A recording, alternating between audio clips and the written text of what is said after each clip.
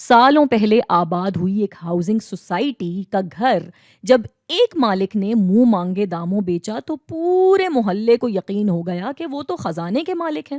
یہ یقین چونکہ بہت سے اور لوگوں کے فوائد کا ضامن تھا تو اس کو نہ صرف بننے دیا گیا بلکہ دن رات بڑھاوا بھی ملا۔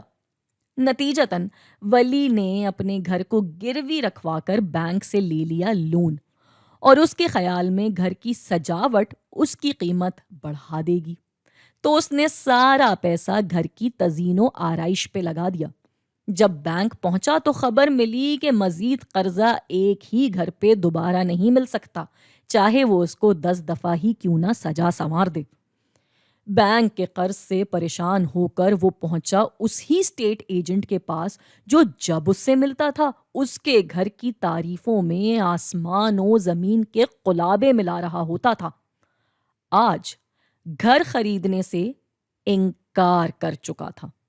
یہ کہہ کر کہ گھر گروی ہے تو اس کو بیکار میں سر کا درد نہیں پالنا۔ اور جب ولی نے اس کو اپنی مجبوریاں بتائیں تو جو قیمت اس نے گھر کی لگائی اس کے بعد ولی کے پاس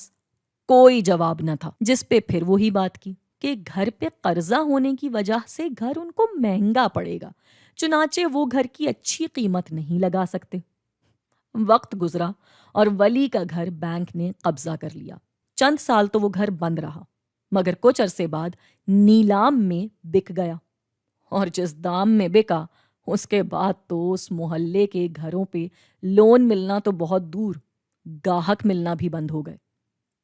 اور یہی چند باتیں ہیں جن کی سمجھ نہ ہونے کی وجہ سے لوگ اپنے بنے بنائے اثاثوں کا نقصان کر دیتے ہیں۔ اس ساری کہانی میں کون صحیح تھا یا کون غلط، یہ سوچنے سے پہلے یہ سوچیں کہ ملک میں پیسے کا کتنا نقصان ہوا، جس کو ہم ویلتھ ڈسٹرکشن بھی کہتے ہیں۔ ولی نے جو پیسے ضائع کیے وہ،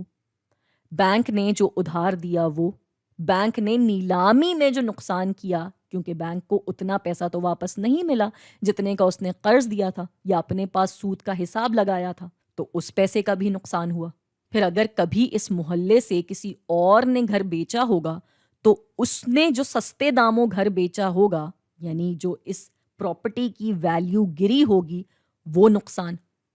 یہاں کسی کردار کو الزام دینے سے پہلے ایک بات ضرور سمجھ لیجئے گا کہ ہر شعبے میں ایک ان دیکھی رکاوٹ ہوتی ہے۔ کچھ لوگ اس کو لابی کہتے ہیں، کچھ لوگ اس کو مافیا،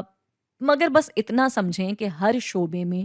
ایک خاص طبقہ ایسا ہوتا ہے جو کہ اس شعبے کو چلانے میں اپنا کردار ادا کر رہا ہوتا ہے۔ تو اگر تو آپ اس طبقے کا حصہ نہیں ہیں یا آپ کو اس شعبے کی بالکل ٹھیک طرح معلومات نہیں ہیں تو ہی آپ اس شعبے میں راتوں رات امیر ہونے کا خواب دیکھ سکتے ہیں، کیونکہ حقیقتاً کامیابی کے شارٹ کٹس نہیں ہوتے۔